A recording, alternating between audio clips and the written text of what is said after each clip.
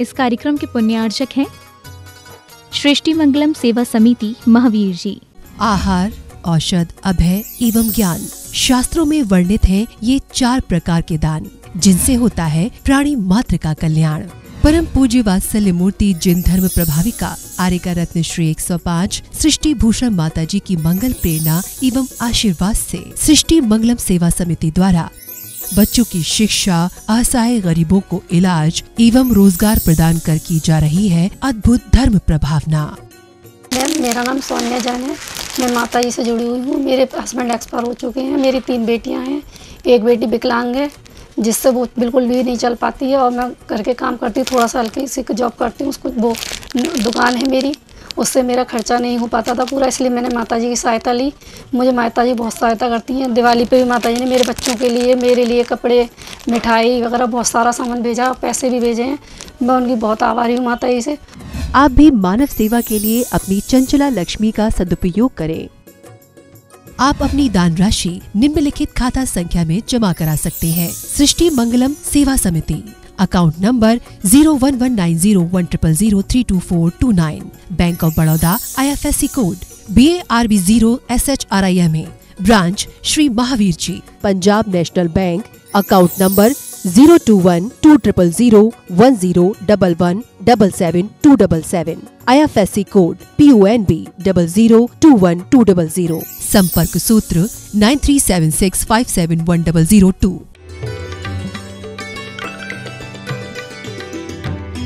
मुझे पता था कि तुम्हारे राज्य में हर सामग्री है, तुम्हारा बहुत बड़ा राज्य है, लेकिन जो मैं लाया हूँ वो तुम्हारे राज्य में नहीं है। और कहते हैं राजा बड़ा उत्सुक हो गया कि ऐसा क्या नहीं है मेरे राज्य में जो ये लाया है मेरे लिए। उस संत ने कहा कि तुम्हारे राज्य में सब कुछ है, लेकिन जो मैं लाया हूँ वो तुम्हारे राज्य में नहीं है। राजा उत्सुक हो गया कि ऐसी क्या चीज़ है जो मेरे राज्य में नहीं है। मैंने तो हर कुछ मंगा रखा है, किसी भी कोई देश की प्रसिद्ध चीज़ हो वो मेरे यहाँ है, ये क्या लाए होंगे मेरे लिए। और कहते हैं कि जैसे ही राजा ने कहा दिखाओ तो सही क्या लाए हो। देखा, उनके पास एक छोटा सा थैला था संत के पास, और संत ने उसमें से एक बड़ी लाल रंग के कपड़े में कोई चीज़ लिपटी हुई थी, और वो छोटी सी थी, और उस राजा को दी। और राजा से कहा कि ये तुम्हारे काम की चीज़ है, तुम्हारे यहाँ ऐसी चीज़ नहीं होगी। राजा ने उसे खोल कर देखा, वो एक दर्पण था। राजा कहने लगा तुम कैसी बात करते हो कि तुम्हें दर्पण लाए हो, हमारे यहाँ बहुत सारे दर्पण हैं। राजा ने कहा कि उसमें तुम अपने हाथ देखते होगे, पैर देखते होगे, कपड़े देखते होगे, अपने आप को नहीं देखते होगे। ये चेहरा तुम्हारा सिर्फ चेहरा नहीं, तुम्हारे चित्त को देखने के लिए, तुम अंदर झांक सको कि तुम कौन हो। तुम वास्तव में ये छोटा सा जरूर है, लेकिन देख सको, इसके गुण देखो तो बहुत बड़ी शिक्षा देता है कि तुम राज्य में रह रहे हो। जिस प्रकार से दर्पण के अंदर तुम नहीं जाते हो, दर्पण में सिर्फ प्रतिबिंबित होते हो, इसी प्रकार से तुम जिस दिन संसार में रहकर भी ऐसे होने लगोगे कि तुम्हारे अंदर चीज़ें प्रवेश नहीं करेंगे, सिर्फ तुम ज्ञाता और दृष्टा रह जाओगे। जिस दिन तुम्हारा ज्ञान दर्पण के समान हो जाएगा, अकारण, दर्पण को कोई कारण नहीं होता है, फूल आए तो भी दिखाता है, कांटे आए तो भी दिखाए, दुश्मन का चेहरा भी दिखाता है, दोस्त का चेहरा भी दिखाता है, धूप में भी दिखाता है, छाँव में भी दिखाता है।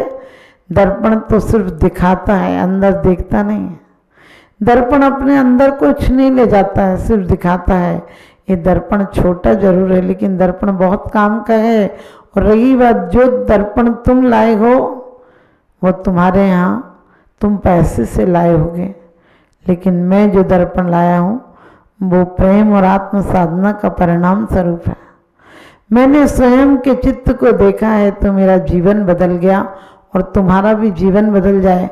अधिकांश लोग दर्पण में देखकर चेहरे को साफ करते हैं, लेकिन अपने चित्त को साफ नहीं करते हैं। बचपन, जवानी, बुढ़ापे, ढेर सारे किस्से होते हैं, और हर जीवन में बहुत सारे हिस्से होते हैं, बहुत सारी घटनाएं होती हैं, दुर्घटनाएं होती हैं, प्रेम की होती हैं, अपनत्व की होती हैं। लेकिन आज हम प्रेम को भी एक नाटक करने लगे। न परमात्मा से प्रेम सच्चा रहा, न परिवार से प्रेम सच्चा रहा। आज तो सिर्फ पैसे से रिश्ते रह गए।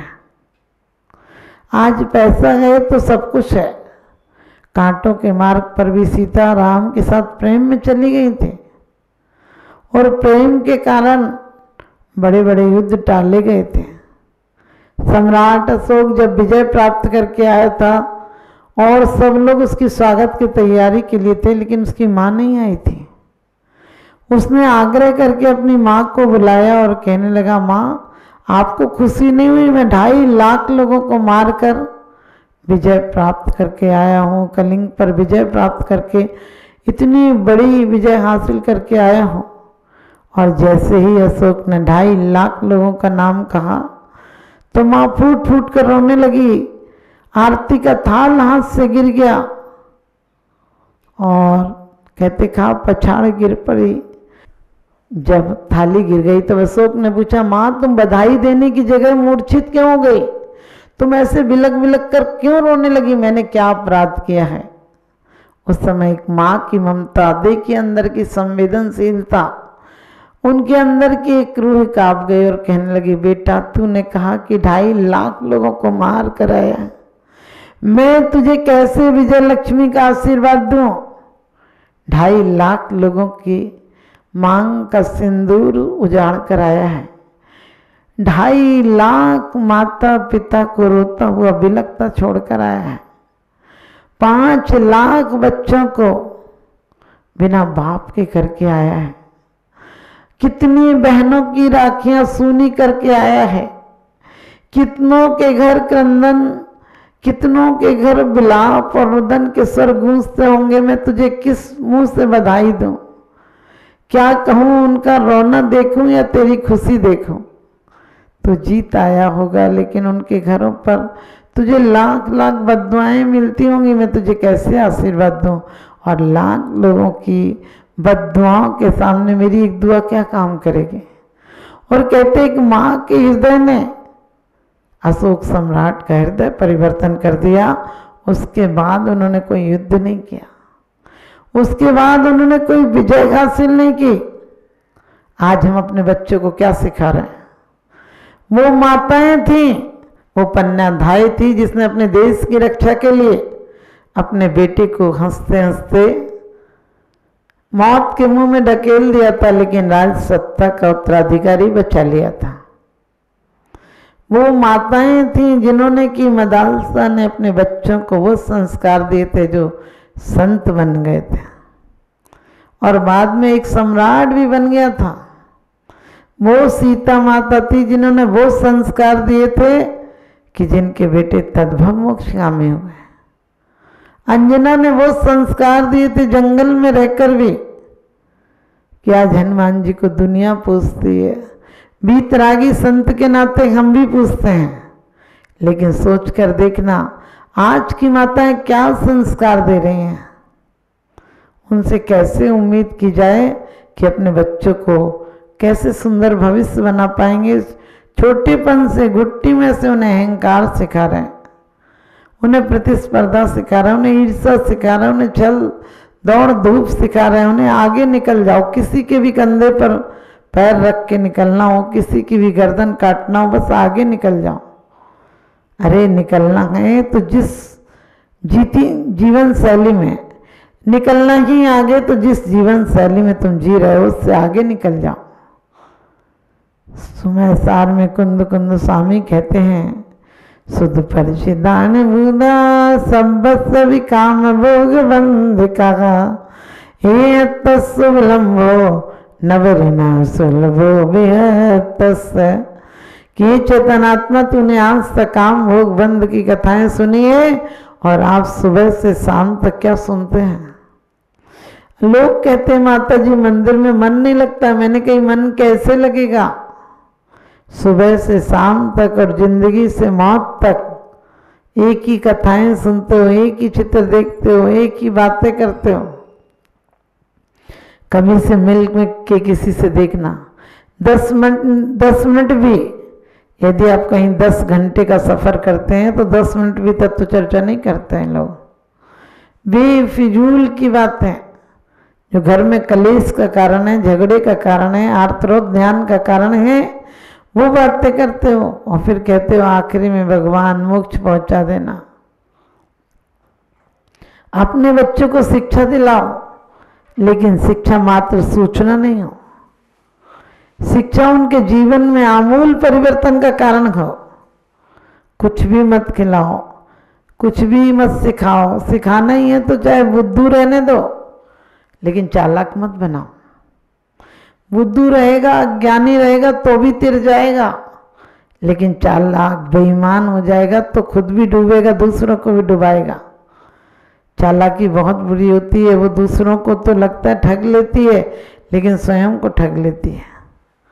आज आदमी इतना चालाक हो गया, कब किसको एक पल में ठग कर ले जाए, चोरी करके ले जाए, पता नहीं।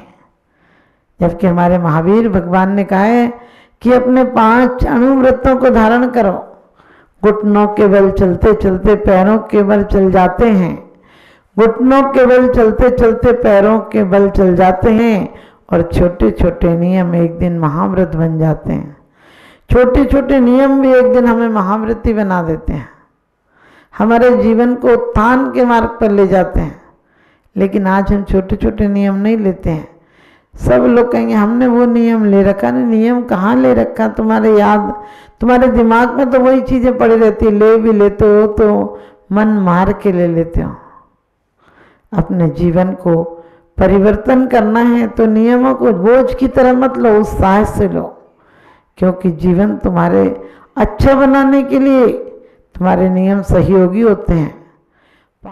ये सब पुण्य के संस्कार हैं, ये बच्चों के उत्थान का कारण है। बच्चे मेल मिलाप से रहेंगे, उनके जीवन में हर्ष और कहते हैं कि उन्मुक्तता रहेगी, हर्ष उल्लास रहेगा, उनका जीवन प्रफुल्लित रहेगा, उनके जीवन में आनंद आएगा।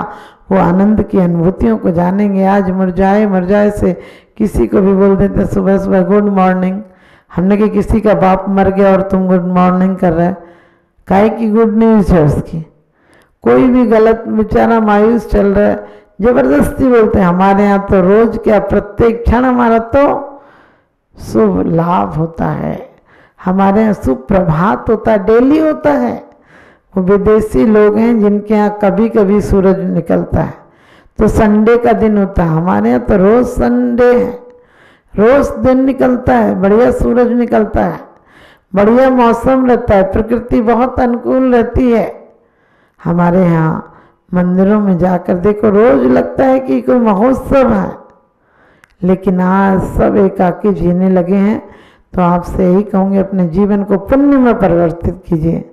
हरगिज कदम न रखिए, हरगिज कदम न रखिए गुनाहों की राह पर। किसको मज़ा मिला है कांटों की छाँव पर, किसको मज़ा मिला है कांटों की छाँव पर।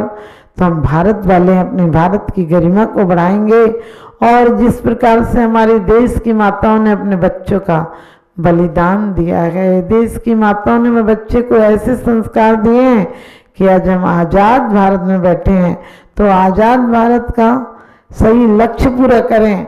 हम मन वाणी काया सब चीज़ों से, विदेशों से दूर रहें, विदेशियों से दूर रहें, अपनी नीतियों को अपनाएं और भारत के गौरव और गरिमा को बढ़ाएं। और हम अपने विदेशी चीज़ों को अपनाकर अपना अर्थव्यवस्था जो हमारी बाहर जा रही है वो बचे और हमारे भारत के काम में आए, हमारे भारत के होनहार युवकों का भविष्य सुंदर बने, ताकि हमारे देश की एक अपनी गरिमा रहे। तो हमें गुलामी की जंजीरों को स्वयं तोड़ना है, अपने चित्त को सुंदर बनाना है, तो चरित्र सुंदर हो जाएगा, और चरित्र सुंदर हो जाएगा तो चित्र अपने आप सुंदर हो जाएगा। तो हमें वो पेंटर बनना है, वो शुभ भाव रखना है, जो कि शुभ भाव हमारे शरीर को भी स्वस्थ रखते हैं, मन को भी स्वस्थ रखते हैं, काया वाणी सबको स्वस्थ रखते हैं। और अशुभ बातें हमारे जीवन को भी विनाश की तरफ ले जाती हैं, अशुभ बातें हमें भी नरक में ढकेलती हैं। तो ऐसे नरक से आप सब बचिए और स्वर्ग में जिए। स्वर्ग कहीं भौगोलिक नहीं होता है, स्वर्ग कहीं भौगोलिक नहीं होता है, स्वर्ग हमारी मानव स्थितियों के नाम होते हैं। जब हम दुख में, गम में, चिंता में, भय में और आक्रोश में होते हैं तो नरक हो जाता है। और जब हम प्रेम, वात्सल और दया, करुणा पूर्ण भावों से ओतप्रोत होते हैं तो वही जिंदगी हमारे लिए स्वर्ग हो जाती है। आप सबकी ज़िंदगी भी स्वर्ग हो, यही मेरा शुभाशीष।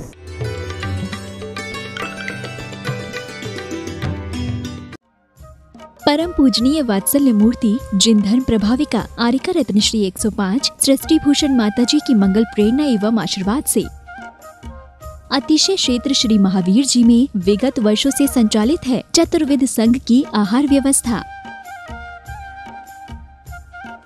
जिसमें आहार विहार, पिच्छी, कमंडल, वस्त्र, शास्त्र, औषधि दान आदि व्यवस्था सुचारू रूप से निरंतर की जा रही है।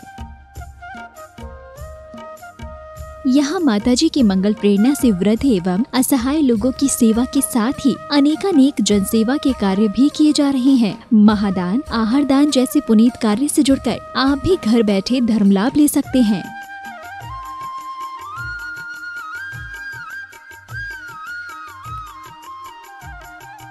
शिरोमणि संरक्षक 2,11,000, संरक्षक 1,11,000, अति विशिष्ट सदस्य 71,000, विशिष्ट सदस्य 51,000, सदस्यता 31,000, सामान्य सदस्यता 2 वर्ष 21,000, सामान्य सदस्यता 1 वर्ष 11,000, एक दिवसीय आहार व्यवस्था 2100, संपर्क सूत्र 9376571002। आप अपनी दान राशि निम्नलिखित खाता संख्या में जमा करा सकते हैं। सृष्टि Mangalam Seva Samiti, account number 011901000032429, bank of Baroda, IFSC code BARB 0SHRIMA, branch Shri Mahavir ji. Srishti Mangalam Seva Samiti, Punjab national bank, account number 02120000101 177 IFSC code PUNB 0021200।